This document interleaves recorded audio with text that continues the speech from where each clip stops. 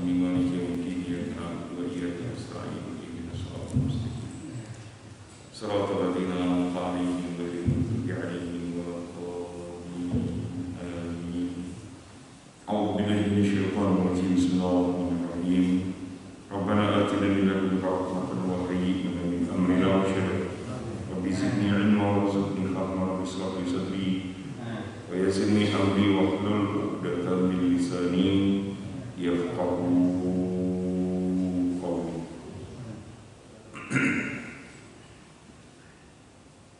Alhamdulillah, pada kesempatan hari ini Allah Subhanahu wa taala memberikan kepada kita fursah untuk bermuajah kembali, bersilaturahim kembali di masjid yang 4 bulan Pak kita nggak ketemu. Ini luar biasa ini 4 bulan. Rasanya ini sudah lama sekali, sangat bahkan sangat lama. Mudah-mudahan bapak-bapak semua disehatkan sama Allah. Yang penting sehat, afiat. Tapi insya Allah mereka yang istiqomah wirid Quran, insya Allah sehat. Insya Allah sehat. Jadi salah satu yang paling penting di dalam kondisi seperti ini itu jangan lepas Al-Quran. Al-Quran itu insya Allah syifa.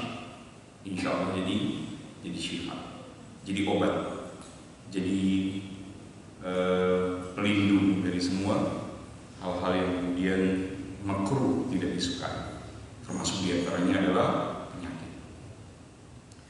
Baik, kita lanjutkan kajian pada pertemuan sebelumnya tentang akhlak. Jadi tema kita masih tema akhlak. Hari ini kemudian saya akan memulai kitab Al-Manhaj As-Salaf. Bab ini atau kitab ini menjelaskan banyak hal, dimulai dengan ilmu dan diakhiri dengan ikhlas. Materi ini akan disampaikan, sebenarnya materi yang disampaikan sebelum-sebelumnya tidak jauh beda dengan materi yang disampaikan pada saat ini.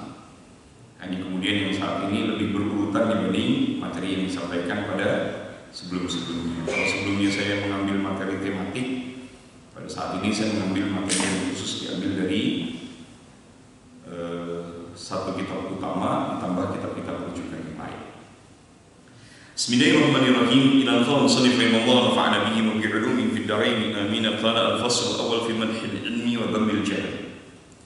Pasal yang pertama tentang pujian terhadap ilmu dan celaan terhadap ketidaktahuan. I'lam, ketahuilah, annal ilma, sesungguhnya ilmu. Yang dimaksud ilmu itu adalah dua pekerjaan ini di mata Allah dan Rasulnya ini paling utama dan tidak ada pekerjaan yang lebih utama dibanding keduanya. Apa itu? Ta'allumahu wa ta'limuhu, mempelajari ilmu dan mengajarkan ilmu. Gak ada lagi Pak.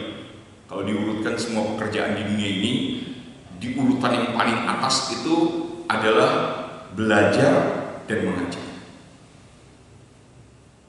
Pekerjaan yang lain bagaimana? Pekerjaan yang lain berada di bawah itu semua. Maka semua manusia di dunia ini, apapun pekerjaannya selain belajar dan mengajar, mereka wajib untuk menyandingkannya dengan belajar dan mengajar. Apapun pekerjaannya, sesibuk apapun dia wajib, bahasa sederhana sebenarnya ini, wajib ngaji. Sesibuk apapun, sesulit apapun meraih kesempatan itu, mengambil kesempatan di waktu-waktu yang sempit, wajib, tidak bisa tidak. Ngaji itu wajib. Belajar ilmu maksudnya, itu kan bahasa sederhananya saja. Arfa'u wa afdalu min sa'iril a'mal. Belajar dan mengajar itu lebih tinggi derajatnya, lebih utama kedudukannya min sa'iril a'mal, dari semua amal. Allati taqarrabu biha ila Allah Ta'ala. Amal-amal, khususnya amal-amal yang mendekatkan diri kepada Allah Subhanahu wa taala. Semua amal yang mendekatkan diri kepada Allah, maka urutan yang pertama adalah belajar dan mengajar. nggak usah tanya soal amal yang tidak tujuannya untuk mendekatkan diri kepada Allah, maksudnya hal-hal yang mubah.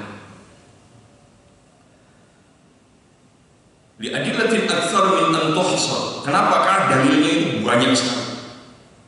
Qala Allah azza min qailin karimin, Allah Subhanahu wa taala berfirman, faqala ta'ala dalam surat Ali Imran ayat 18, syahidallahu annahu la ilaha illa huwa wal malaikatu wa ulul ilmi qa'iman bil qisti la ilaha illa huwal azizul hakim. Ayat ini jelas menyebutkan kedudukan, baik itu kedudukan yang terkait dengan kedudukan seorang di sisi Allah atau kedudukan di mana Allah Subhanahu wa taala mengumumkan diangkatnya derajat mereka. Allah Subhanahu wa taala bersaksi bahwa tidak ilah kecuali Allah. Wal malaika wa ulul ilmi qa'iman bil qisti. Allah yang bersaksi atas dirinya. Allah kemudian menyebut kalimat malaikat. Yang ketiga, Allah menyebut kalimat ulul ilmi, orang yang belajar dan orang yang mengajar. Qa'iman bil qisti, mereka berdiri di atas kebenaran. Karena di dunia ini sebenarnya bahasa yang kemudian dipakai oleh para ulama terkait dengan hidup itu harus benar. Bagaimana hidup bisa benar? Ngaji. Bagaimana hidup bisa benar? Belajar. Kalau nggak belajar, maka hidup nggak bisa benar. Nasihat itu mungkin kita dengar dari orang-orang tua dulu. Saya dengar nasihat itu dari kakek. Kakek bilang ngaji, kamu tuh harus ngaji karena kami tinggal di Garut itu di wilayah pesantren gudang di Limbangan. Wah, nasihat kakek itu menginginkan cucu-cucunya itu masuk pesantren di masa itu gitu. Meskipun kemudian masa itu berubah banyak karena sudah pindah rata-rata ke Jakarta, pindah rata-rata ke Bandung, ke kota-kota besar. Cara pandang, cara berpikirnya sudah banyak yang berubah. Dan di generasi itu, masih di generasi saya itu sangat sedikit sekali kemudian orang yang memasukkan anak-anaknya ke pesantren. Baru ada di generasi keempat, generasi ketiga ya, setelah saya, kemudian anak-anaknya baru dimasukkan ke pesantren. Tapi dulu tidak, paling tidak sudah menjawab apa yang diinginkan oleh kakek. Masukin semuanya ke pesantren. Kalau dulu enggak, Pak, berpikirnya kudu apa? Kudu belajar di luar negeri. Kalau nggak belajar di luar negeri itu berarti belum berhasil masuk di luar negeri, belum, ya begitu bahasa. Padahal ngaji aja dulu, pesantren aja dulu. Banyak kok anak-anak pesantren yang kemudian belajar di luar negeri. Tapi kudu ngaji, kudu kuat dulu, ilmunya itu harus kuat. Kalau sudah kuat, terserah mau kemana aja. Tapi itu nggak dipakai, tuntutan awalnya adalah ke luar negeri dulu. Ngaji dulu, baru kemudian yang lainnya akan sifatnya bukan hal yang penting atau bahkan sangat penting. Pentingnya ngaji dulu, setelah ngaji baru mau kemana aja terserah. Begitu konsep berpikirnya orang-orang tua zaman kita. Surat Al-Imran ayat 18. Yang kedua, surat Az-Zumar ayat 9. Faqala ta'ala, qul hal yastawi alladziina ya'lamuuna wal ladziina la ya'lamuun, innama yatadzakkaru ulul albab. Apakah sama orang yang belajar dengan orang yang tidak belajar? Sampai kapanpun tidak akan sama. Sampai kapanpun. La yastawuna abadan, mereka sama sekali tidak akan pernah sama. La fid dunya wa la fil akhirah. Apakah sama dalam cara pandang, cara berpikir, ataukah sama dengan derajat di sisi Allah Subhanahu wa taala? Bapak sekalian, kalau cerita begini kemudian kita kebetulan pada kondisi yang sama sedang ngaji. Kondisi yang sama saya hidup di pesantren. Itu bukan kemudian menjadikan kita merasa lebih baik dibanding orang lain, bukan gitu. Jadi bahasanya keliru kemudian ketika orang memahami, alhamdulillah, berarti saya ini sudah berada di jalan yang benar dan lebih baik dari orang lain. Kata-kata pertama masih benar, kata-kata kedua sudah salah. Karena tidak ada orang yang kemudian sampai meninggal dunia itu baru disebut benar atau tidak, baru teruji setelah meninggal dunia. Apapun yang kemudian baik diusahakan untuk dijalani, tapi teruji semua apa yang dilakukannya itu baru teruji setelah sakaratul maut. Baru tahu kita baik atau nggak baik itu baru tahu sakaratul maut. Baru hasilnya diperlihatkan oleh Allah Subhanahu wa taala. Tidak ada bagian yang tidak diperlihatkan oleh Allah Subhanahu wa taala pada saat sakaratul maut. Waktunya pendek, hanya 3 detik atau 3 menit. Tapi yang 3 detik dan 3 menit itu sangat amat menentukan apakah dia baik setelahnya atau tidak baik setelahnya. Jika perjalanan di dalam hidup ini kemudian teruji baik, maka dia akan meninggal dalam keadaan husnul khatimah. Jika tidak teruji baik, maka dia meninggal dalam keadaan su'ul khatimah. Meskipun husnul khatimah dan su'ul khatimah itu sekali lagi tidak ada yang tahu, hanya Allah Subhanahu wa taala yang tahu. Kita ini hanya berusaha untuk menjadi orang baik, tapi tidak boleh mengklaim diri menjadi orang baik. Bersyukur jadi orang baik, bahasanya lebih tepat bersyukur diberikan sama Allah kesempatan untuk menjadi baik. Kalau jadi orang baiknya belum, Pak. Sampai kapan? Sampai sakaratul maut baru kita tahu kita baik atau enggak. Baru tahu baik atau enggak itu pada saat sakaratul maut. Belum sakaratul maut, belum tahu kita baik atau enggak. Siapa yang bisa tahu? Bapak, siapa yang bisa menjamin bahwa sampai saat ini Bapak adalah orang yang baik? Enggak tahu. Yang kita tahu adalah kita diberi kesempatan sama Allah untuk berusaha menjadi orang baik.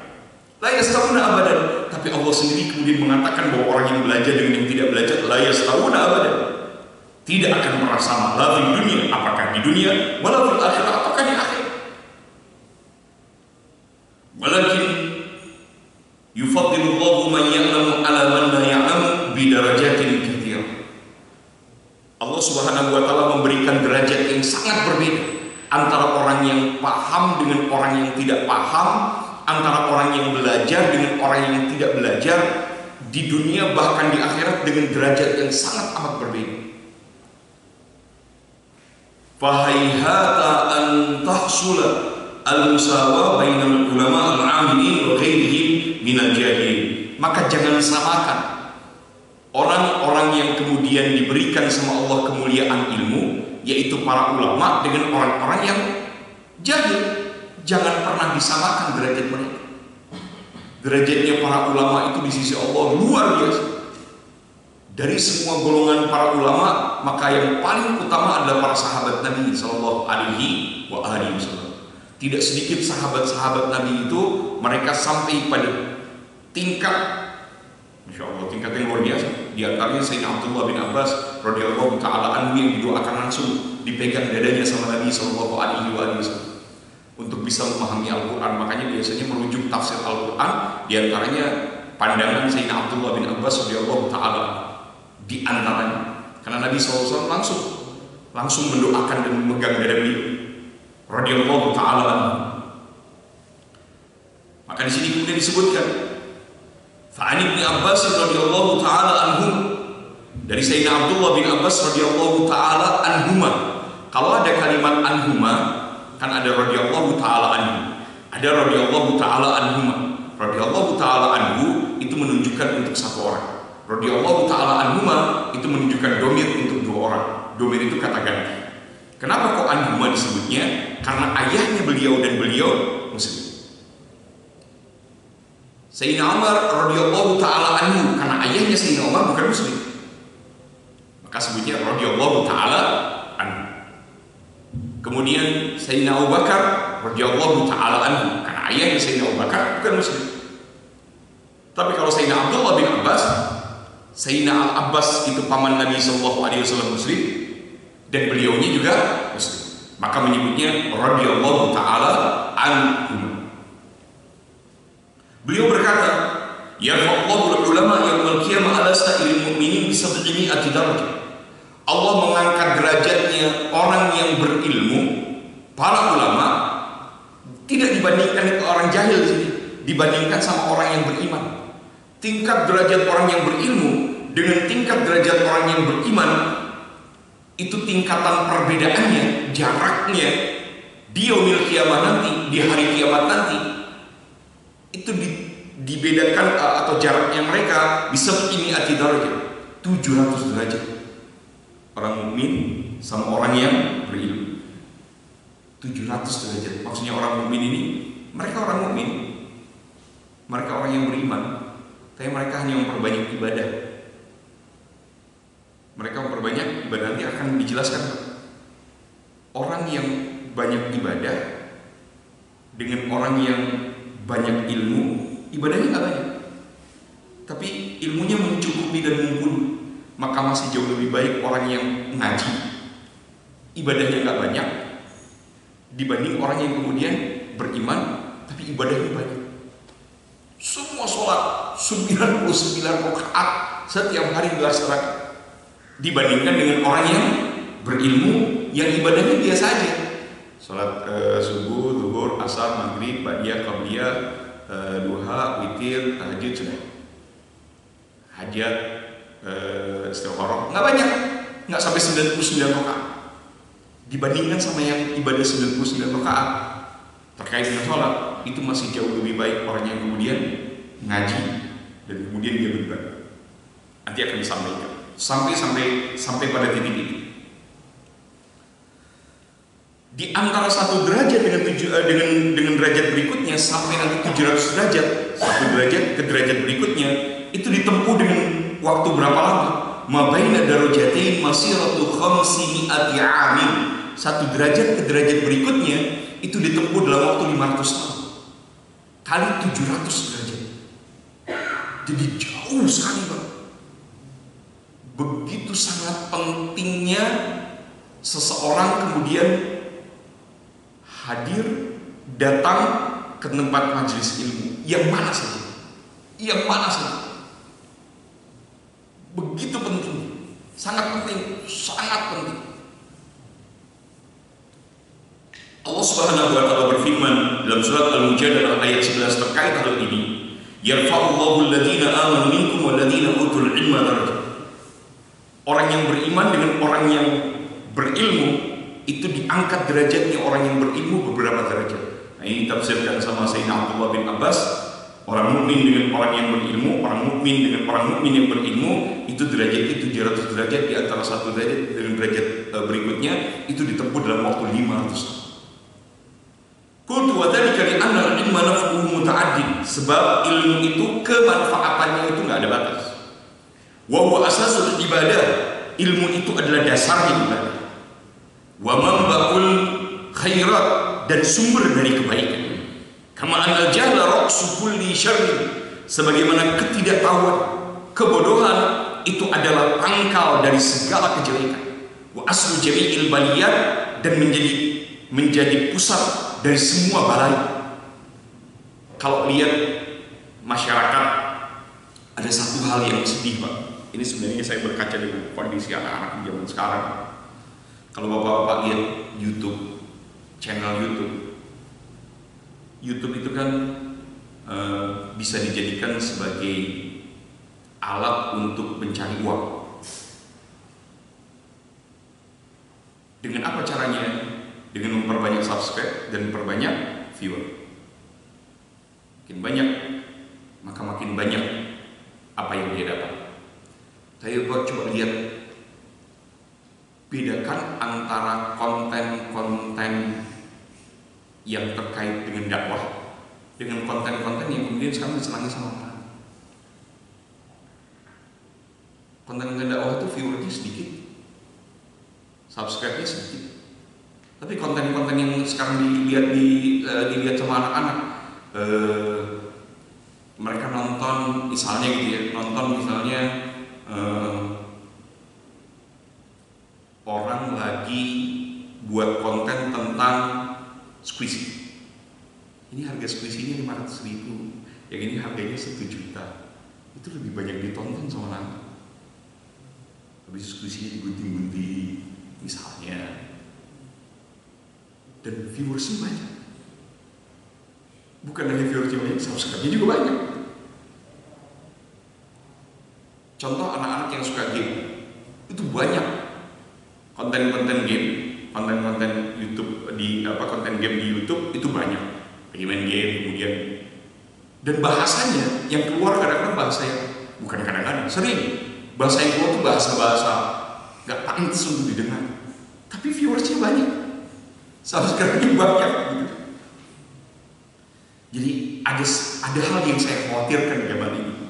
Anak-anak lebih suka hal-hal yang seperti itu daripada hal-hal yang kemudian baik dan benar. Apakah kemudian generasi kita seperti generasi yang disebutkan, kama anal jahla ra'su kulli syarrin wa aslu jami'il baliyat, bahwa banyaknya kekeliruan dan kesalahan di negeri ini karena memang banyak orang yang tidak ngaji misalnya. Jauh dari ilmu, jauh dari majelis ilmu. Jadi kacau cara berpikir masyarakat kita. Qala Sayyidina Al-Habib Imam Abdullah bin Ali Al-Haddad radhiyallahu ta'ala anhu nafa'ana bihi, al-jahlu aslu kulli syarr. Kebodohan, ketidaktahuan itu ada sumber dari semua kejelekan. Kalau melihat semua bentuk kemaksiatan dan kejelekan, itu semua sumbernya adalah ketidaktahuan.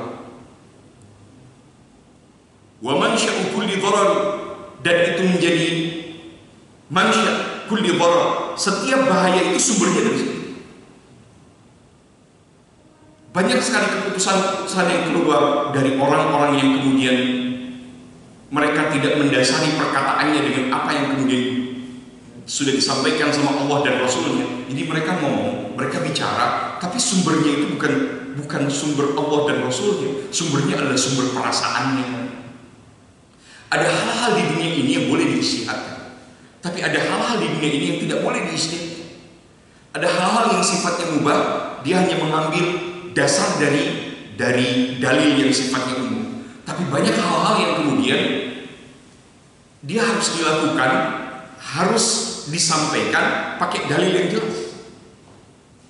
Contohnya misalnya yang sampai hari ini masih terus berkembang, bahkan kemudian kita harus terus berdiskusi tentang kehalalan dan keharuman. Urusan apa? Misalnya urusan ekonomi. Urusan ekonomi terus berkembang dan hukumnya itu terus kemudian berkembang.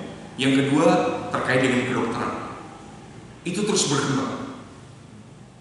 Ini contoh saja bahwa dua hal ini adalah dua hal yang terus berkembang. Ketika kemudian terjadi perubahan-perubahan bersama waktu, Allah Subhanahu wa Ta'ala dan Rasulnya tidak menjadikan itu menjadi masalah. Awalnya kemudian ini sebuah produk disebut halal, tapi kemudian setelah dikaji lebih jauh menjadi halal. Awalnya halal, kemudian menjadi haram. Awalnya sudah diisytiharkan halal, tapi kemudian diisytiharkan berikutnya ternyata banyak mudaratnya, menjadi haram, nggak ada masalah, tidak dosa. Kemudian ini menjadi awalnya menjadi halal, kemudian menjadi haram, atau terjadi perbedaan di antara mereka tentang kehalalan. Contoh, apa sih hukumnya main saham, forex misalnya gitu, atau apa sih bedanya saham, jual beli saham dengan jual beli reksadana? Nah, itu kan semuanya produk-produk keuangan yang berusaha untuk diistihadkan. Bagaimana itu hukumnya? Kan di reksadana juga ada saham. Kalau ini saham ini saham reksadana. Gabungan dari beberapa saham. Ada kemudian di reksadana itu terkait dengan khusus terkait dengan obligasi, ada yang terkait dengan saham murni misalnya. Bagaimana itu hukumnya? Itu terus berkembang, Bahkan sekarang ada reksadana syariah misalnya. Bagaimana sih jual beli emas? Yang jual beli emas sekarang itu tidak pakai tidak langsung, tapi pakai fintech misalnya, atau kemudian dia jual belinya online. Jual beli online kan tidak langsung, ada jeda waktu. Gimana kalau jual beli dulu tapi barangnya belum ada, nanti dicetaknya nanti, kan biasanya nabung baru kemudian cetaknya nanti. Bagaimana dengan orang yang nabung saham dan harganya flat gitu misalnya, tidak berubah, kalau harga emas itu misalnya berubah? Itu semuanya akan menjadi pertanyaan yang banyak sekali ditanyakan oleh masyarakat, dan itu terus berkembang. Pada kondisi ini, ketika terjadi perubahan, Allah tidak menyalahkan. Karena memang dasar terkait dengan hal itu yang sifatnya detail terjadi zaman Rasul SAW tidak ada. Halnya sifatnya umum. Diambil dari situ, kemudian disesuaikan dengan apa yang terjadi di masa sekarang. Bagaimana sih zakat pakai transfer? Bapak zakatnya nggak langsung, Pak. Zakatnya pakai transfer. Nanti transfer aja ya ke rekening ini. Berarti kan nggak ada ijab kabul langsung. Pertanyaannya, apakah mentransfer itu termasuk ijab kabul? Itu ditanyakan. Dan itu terus-menerus berkembang sesuai dengan keadaan zaman. Saya punya akun pegadaian syariah. Akun pegadaian syariah di situ juga sekaligus menjual emas. Bukan hanya menjual emas, tapi akun pegadaian syariah itu juga kemudian menyalurkan zakat. Yang kedua, saya punya akun bank muamalat. Di akun bank muamalat saya bisa bayar zakat, tapi via online. Dan langsung dipotong di situ. Misalnya, nah pertanyaannya, itu semua prosesnya boleh apa tidak? Itu terus berkembang. Jamaah yang Allah Subhanahu wa Ta'ala, intinya bahwa semua apa yang kita lakukan harus ada dasarnya. Tidak boleh tidak ada dasarnya. Dan dasar semua itu harus melalui ilmu. Bahasa lainnya adalah ngaji. Tidak bisa. Apa kata Nabi Sallallahu Alaihi Wasallam? Ad-dunya mal'unah mal'unun ma fiha illa dzikrallahi wa mawala 'aliman wa muta'alliman. Semua yang ada di dunia ini dilaknat oleh Allah Subhanahu wa Ta'ala. Termasuk semuanya, termasuk semua pekerjaan yang ada, kecuali ada 3 hal. Zikrullah wa mawala, aliman, orang yang ngaji, orang yang belajar dan orang yang mengajar. 3 pekerjaan ini yang tidak dilakukan. Maka bapak-bapak bekerja dari pagi, berangkat pagi ke kantor, pulang sore, jangan tidak diikat sama zikir. Kenapa? Kalau tidak diikat sama zikir, Allah Subhanahu wa Ta'ala tidak menyukai pekerjaan kita. Berangkat bismillahirrahmanirrahim, pulang alhamdulillahirabbil alamin. Lebih bagus lagi kemudian di sepanjang jalan kemudian zikir pagi, pulang zikir petang. Ada orang sepanjang, kemarin saya ngobrol sama salah satu jamaah yang kemudian periksa dari pekerjaannya, dan apa pekerjaan saya nggak berkah ya? Emang kenapa Pak? Nggak tahu ya. Saya berangkat pagi, pulang sore, berangkat pagi, pulang sore. Rasanya begitu aja. Maksudnya begitu aja itu gimana ya? Ya begitu aja. Kayaknya saya ada capek ya, bahwa sekarang sudah sampai pada titik jenuh. Saya ingin berhenti lebih cepat pensiun ini dan ingin nyari pekerjaan yang lain. Yang nggak tahu, mungkin apa yang saya lakukan selama ini tidak berkah. Saya tanya, Bapak kalau berangkat gimana? Berangkat wirid dulu, zikir dulu ya enggak, berangkat ya karena pagi gitu ya. Beres berangkat ya pagi-pagi berangkat di bis jemputan tuh tidur. Beres pulang ya pulang. Ada nggak wirid khusus, zikir khusus? Yang nggak ada. Ya biasa aja gitu. Dia bilang kenapa nggak diikat dengan itu? Insya Allah berkah. Diikat pagi berangkat dengan itu, pulang diikat lagi dengan itu. Berkah insya Allah berkah. Disebutnya zikrullah, mengingat Allah. Jadi semua pekerjaan kita kalau kemudian ingin bernilai di mata Allah, tidak jadi mudarat bagi hidup kita, maka ikat dengan zikrullah, ikat dengan mengingat Allah Subhanahu wa Ta'ala. Semua pekerjaan, kalau enggak masuknya di dalam mana? Dunia mal'unah, dunia yang dilaknat, mal'un ma fiha, dilaknat semuanya kecuali zikrullah Ta'ala. Berikutnya, qala la adwa a'da minal jahli. Tidak ada musuh yang paling besar kecuali kebodohan. Wal mar'u aduun ma jahil. Seseorang itu musuhnya adalah kebodohan dirinya sendiri. Jika kebodohan itu menjadi musuh bagi diri sendiri dan menjadi mudarat bagi diri sendiri, apalagi pada orang lain. Maka di bab tentang akhlak ada bab tentang diam. Diam itu adalah pilihan. Pilihan untuk apa? Pilihan untuk tidak memudaratkan orang lain. Diam, tidak bicara, itu adalah pilihan untuk tidak memudaratkan orang lain. Jika merasa bahwa apa yang kita ucapkan ini akan bermanfaat untuk orang lain, bicara. Tapi jika tidak bermanfaat untuk orang lain, jangan bicara. Jika pembicara, semua apa yang kita bicarakan nggak akan pernah hilang di langit. Semua huruf-hurufnya nggak akan pernah hilang di langit. Jika ada kesalahan di dalam saat kita berbicara, kalau kita sudah berusaha untuk mengatakan sesuatu yang benar, tapi ternyata terpeleset salah, Allah masih maafkan, masih bisa terhapus itu juga. Semua itu huruf-huruf suara itu masih terkumpul. Dan itu akan menjadi saksi di sisi Allah Subhanahu wa Ta'ala. Jangan biarkan suara kita keluar, lisan kita berucap, dan ucapan serta apa yang kita katakan itu ada sesuatu yang dipastikan salah dan diyakini kesalahan.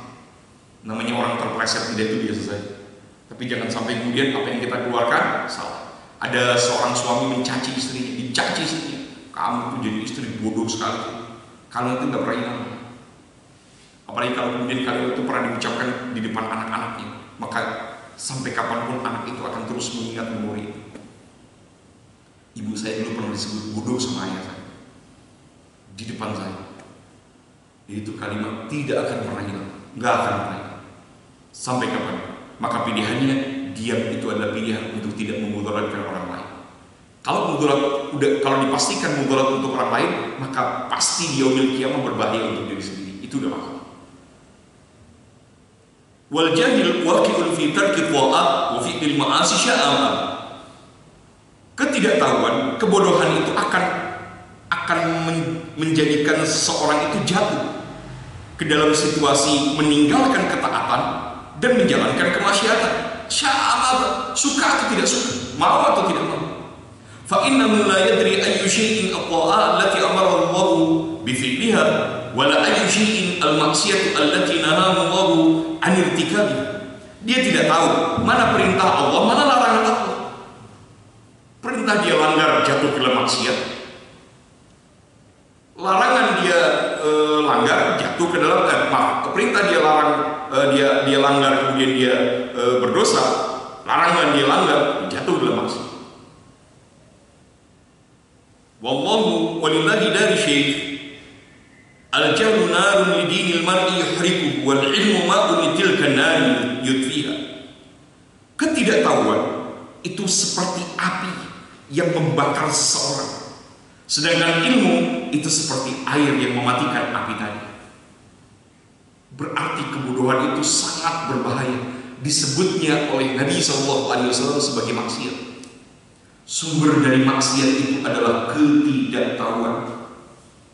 Saya pernah sampaikan pada bapak-bapak bahwa ketika berbicara bapak harus berada hanya pada dua kondisi. Orang itu kondisinya satu, dari apa yang disampaikan dia yakin 100%, atau punya dugaan kuat yang meyakinkan, atau ragu, setengah yakin setengah enggak, atau lebih banyak tidak yakinnya daripada yakinnya, atau sama sekali tidak tahu. Maka dari kelima ini bapak hanya boleh ada di dua kondisi saja.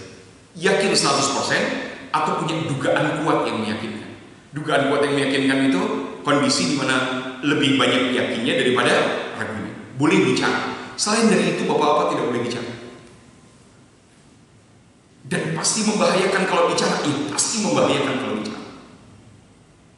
Pasti membahayakan. Pasti akan menjadi mudarat buat orang lain. Pasti akan mencelakakan orang lain. Pasti dalam jangka waktu singkat atau dalam jangka panjang itu pasti akan memudaratkan orang lain, akan berbahaya bagi orang lain. Yang terakhir pun ini dibagi menjadi dua. Ada orang yang kemudian tidak tahu dan dia sadar bahwa dirinya tidak tahu, amannya nggak ada masalah. Yang berbahaya untuk kelompok yang kelima ini adalah mereka yang tidak tahu tapi menjadi sok tahu, merasa bahwa dirinya tahu. Ini bahaya. Maka aneh kalau ada orang yang bisa berkomentar segala hal di sosial media. Kan sosial media itu nggak ketemu, jadi bisa berkomentar segala hal. Bapak-bapak misalnya ketemu dengan orang yang berkomentar terkait dengan perceraian seseorang, apa urusannya? Ada orang yang sedang bercerai, kemudian kita komentari, nggak ada urusan. Itu urusan dia sama Allah Subhanahu wa Ta'ala. Pilihan bercerainya dia itu adalah pilihan yang memang dia pilih. Bercerai itu hukumnya tidak haram, tapi dengan jalan yang benar. Tidak haram. Terus kenapa harus dijadi? Terus tiba-tiba kemudian kita ramai atau meramaikan ketika ada seorang menikah lebih dari satu. Apa urusannya dengan kita? Oh, yang nikah dia. Kenapa kita yang ramai? Kapasitas kita berbicara ketika kemudian kita mengomentari itu tanpa kita ketahui apa tujuannya, itu menjadi masalah. Bahkan kalau tujuannya hanya untuk merendahkan orang lain, itu berbahaya sekali. Sangat berbahaya sekali. Qala radhiyallahu taala anhu, "Wa'lam, ketahuilah, anna ilma yarfa'u wadhi wal jahlu yanzilur rafi." Ilmu itu akan mengangkat, Allah akan mengangkat orang yang berilmu di saat mereka berada di masyarakat di tempat yang paling bawah. Di masyarakat ini taruhnya paling bawah, tapi karena dia berilmu di sisi Allah paling atas. Wal jahla yanzilur rafi, dan kebodohan di masyarakat dia ditaruh di tempat paling atas, tapi di sisi Allah dia ditaruh di tempat yang paling bawah. Di sisi Allah ditaruh di tempat yang paling bawah. Makanya kalau kami lihat majelis-majelis itu, jarang ada orang yang, para ulama itu kalau disuruh duduk di paling depan, mereka nggak berada. Kecuali kalau mereka sedang mengisi ngajar gitu. Tapi kalau selain dari itu, mereka disejajarkan duduk di depan tuh rata-rata nggak ada yang mau. Harus dipaksa dulu untuk duduk di depan baru mereka mau. Kenapa? Mereka takut bahwa penempatan mereka di depan itu adalah bukan penempatannya mimbabi tawadu, sikap tawadu. Jadi tidak kemudian serta-merta karena dia pejabat harus duduknya di depan. Saya pejabat, penyebutan nama salah kemudian dia tersinggung karena ada penyebutan nama yang keliru misalnya. Nasallahu sikap-sikap seperti itu, sikap-sikap yang kemudian tidak diajarkan Nabi Sallallahu Alaihi Wasallam. Bahwa sekalian, kedudukan kita di dunia ini tidak ada apa-apanya. Apapun kedudukan yang kemudian sedang kita jalani, itu semuanya adalah pemberian dari Allah. Bisa kapan saja dicabut sama Allah. Jadi kalau ada orang yang kemudian merasa bahwa dirinya memiliki kedudukan di masyarakat, memiliki kedudukan di tempat pekerjaannya, dia tidak boleh menjadikan kondisi itu untuk merendahkan orang lain. Apapun keadaannya. Karena diangkat atau direndahkannya derajat, itu yang angkat dan merendahkannya Allah Subhanahu wa taala. Jadi nggak ada urusan terkait dengan dunia kemudian kita merasa bahwa dengan dunia yang kita miliki, Allah memberikan dunia kepada kita dengan status sosial yang tinggi ini berarti kita sudah pasti tinggi di sisi Allah. Tidak, belum tentu. Yang diangkat sama yang direndahkan itu hanya masalah ilmu dan tidak berilmu. Loh, yang berilmu aja masih salah, yang berilmu aja masih salah, yang berilmu aja masih keliru. Faman syurifa nasabuhu wa adlama bil jahli hasabuhu nazala bihil hal. Siapa saja yang dia punya nasabnya nasab baik, kakeknya, jadi kakeknya itu ulama, kakek dari kakeknya ulama, terus bapaknya bahkan ulama, dia bukan ulama, dan dia nggak ngaji, jauh dari pengajian ini aman. Apakah kemudian karena bapaknya ulama, kakeknya ulama, otomatis dia jadi ulama? Atau kemudian dia punya nasab yang baik, nasabnya hebat, turunan raja, Raden misalnya, apalah dan lain sebagainya, itu kan banyak istilah di Indonesia terkait dengan hal itu. Tapi dia tidak mendidik dirinya dengan ilmu, nggak ada, nasabnya itu tidak akan berpengaruh. Apapun keadaannya, nasabnya tidak akan berpengaruh. Nazala bil hal, dia akan jatuh pada tempat yang rendah. Wa wudhi'a maqamuhu ma'al juhal, dia akan ditempatkan bersama orang-orang yang tidak tahu tadi. Famal hayatu illa li ahli ilmi, tidak ada kehidupan kecuali bagi mereka yang berilmu. Hidup itu yang disebut hidup kalau dirinya hidup dengan ilmu. Dia tidak hidup dengan ilmu, maka tidak disebut hidup. Wa bal mautu illa li ahli jahl. Sedangkan orang yang tidak berilmu, tidak mau ngaji, dia disebut tidak hidup, mati disebutnya. Sama Nabi SAW disebutnya meninggal dunia. Meskipun dia belum meninggal dunia, jasadnya masih ada, dia masih bernafas, maka dia tidak ngaji, dia dianggap tidak ada. Bahasa yang kemudian kita sering dengar dari para ulama, wujuduhu ka'adamu, adanya dia itu seperti tidak ada. Kenapa? Karena nggak ngaji, karena nggak berilmu, karena nggak berusaha untuk kemudian duduk di majelis ilmu. Sekali lagi, majelis ilmunya yang mana saja. Tidak ada, Pak, tidak ada majelis ilmu yang bisa mengklaim dirinya lebih baik dari majelis ilmu yang lain. Tidak ada. Bapak ngaji di tempat ini ya, ngajinya harus sama saya. Kalau Bapak nggak ngaji sama saya, Bapak nggak masuk surga, coba cerita. Kalau ngaji sama saya, insya Allah istiqomah, insya Allah kita semua akan masuk ke surga. Nggak bisa Pak, tidak bisa ada yang mengklaim dirinya berada di jalan yang benar lebih dari orang lain, nggak bisa. Kita berusaha bahkan kalau bisa semua pengajian-pengajian yang ada di negeri ini, di Indonesia ini semuanya berada di jalan yang sama dan semuanya bakal masuk dan tidak mengklaim dirinya punya pengajian yang lebih benar dibanding orang lain. Kalau sudah mulai mengklaim dirinya lebih benar dibanding orang lain, ini setiap klaim merasa lebih dari orang lain itu iblis.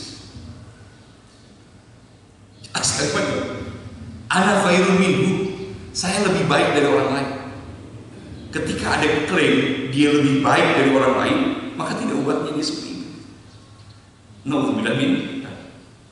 Maka jangan pernah kita berada pada situasi dan kondisi bahwa kita sedikit saja, nggak usah terbersit saja merasa bahwa kita sudah benar. Kita sedang berusaha menjadi benar. Kalau seandainya pun kemudian kita salah, kita berusaha untuk meminta petunjuk dari Allah agar kita tidak jatuh dalam kesalahan terus-menerus. Hanya itu saja. Bapak dan saya kebetulan duduk di sini. Kondisi saya duduk di sini hanya punya kesempatan duduk di sini saja. Apa bedanya saya sama Bapak? Saya sama Bapak tidak ada beda. Yang membedakan saya sama Bapak hanya Bapak berikan kesempatan saya untuk duduk di sini. Lebih dari itu tidak. Punya derajat di sisi Allah nggak tahu. Terus nggak tahu punya derajat di sisi Allah tidak. Ini berarti saya ngaji sama orang yang nggak benar, ya terserah Bapak cara berpikirnya. Tapi intinya bahwa tidak ada orang yang bisa mengklaim dirinya sampai kapan hanya pada saat sakaratul maut. Baru kita tahu husnul khatimah atau tidak husnul khatimah. Baru kita bisa disebut orang yang baik dan orang yang tidak. Mudah-mudahan Allah Subhanahu wa taala menyelamatkan kita, memberikan taufik dan hidayah kepada kita. Inti Bapak sekalian, kita kondisinya seperti ini, jangan sampai, sekali lagi jangan sampai, saya sih yakin sampai kapanpun Pak, kami pesantren nggak libur, kami pesantren tidak libur. Dari sebelum PSBB sampai hari ini kami tidak libur. Yang mau pulang aja silahkan, yang takut corona pulang aja, nggak ada masalah. Tapi yang di pesantren masih banyak, putra dan putri sampai hari ini masih pesantren. Alhamdulillah sehat-sehat semua. Saya yakin sih semua tempat-tempat yang di situ ditebarkan kebaikan seperti masjid insya Allah tidak akan menyebarkan penyakit. Insya Allah. Kita di Islam ada ajaran dari Nabi SAW. Nabi itu suka minum dengan para sahabat di satu gelas yang sama. Ada doa yang selalu dibaca sama Nabi ketika minum di tempat yang sama. La ba'sa tahur insya Allah. La ba'sa tahurun insya Allah. La ba'sa tahur. Artinya suci insya Allah, ini bersih. Syukrul mukmin barakah. Bekasnya orang mukmin itu berkah. Kalau kemudian niatnya ke sana, insya Allah nggak ada masalah. Tapi ketika kemudian sudah salah niat atau timbul keraguan-raguan, itu yang harus buru-buru diperbaiki. Karena timbul keraguan-raguan itu seakan-akan kita mengundang segala hal yang jelek dalam diri kita. Insya Allah masjid tidak akan pernah disalahkan. Sampai kapanpun Bapak datang ke masjid, insya Allah istiqomah aja, istiqomah. Saya sedih ketika kemudian masjid sampai hari ini misalnya masih ditutup untuk kegiatan sholat Jumat, biasa aja. Insya Allah masjid aman. Insya Allah masjid itu aman. Kudu yakin Pak. Kenapa? Situ asma Allah disebut. Saya cerita satu saja. Ini cerita dari dari Dr. Haidir. Dr. Haidir itu kepala RSUD Bogor. Beliau cerita ada salah seorang rekan dokter itu positif corona, terpapar corona. Seminggu negatif. Apa yang beliau lakukan? Beliau istiqomah. Emang istiqomah. Hanya ketika kesibukan kemarin itu sempat keistiqomahan itu sempat berantakan gitu, karena lagi padat-padatnya kegiatan. Pada saat beliau positif itu baca Quran aja terus sepekan, 1 minggu. 1 pekan negatif. 1 pekan negatif. Negatif. Itu ada santri yang katanya positif corona. Di rumah sakit baca Quran aja. Nggak lama kok, cuma sepekan. Dites lagi sudah negatif. Jadi tempat di mana di situ kebaikan ditebar, termasuk masjid, pesantren, insya Allah tidak akan ditebar penyakit di situ, insya Allah. Kan penyakit itu milik Allah. Ketika kemudian kita datang sama Allah, Allah yang melindungi kita, insyaallah. Meski demikian, masjid kemudian melakukan protokol kesehatannya. Sholat kita berjarak sah. Terus kemudian pakai pakai sajadah sendiri. Terus kemudian pakai protokol kesehatan kalau Jumat kita nggak ada masalah. Itu bagus untuk mencegah. Tapi insya Allah masjid tidak akan menyebarkan penyakit. Insya Allah. Mudah-mudahan kita meyakini itu dan menjadikan itu sebagai keistiqomahan. Amin ya rabbal alamin. Bi barakatil Fatihah. Al-Fatihah.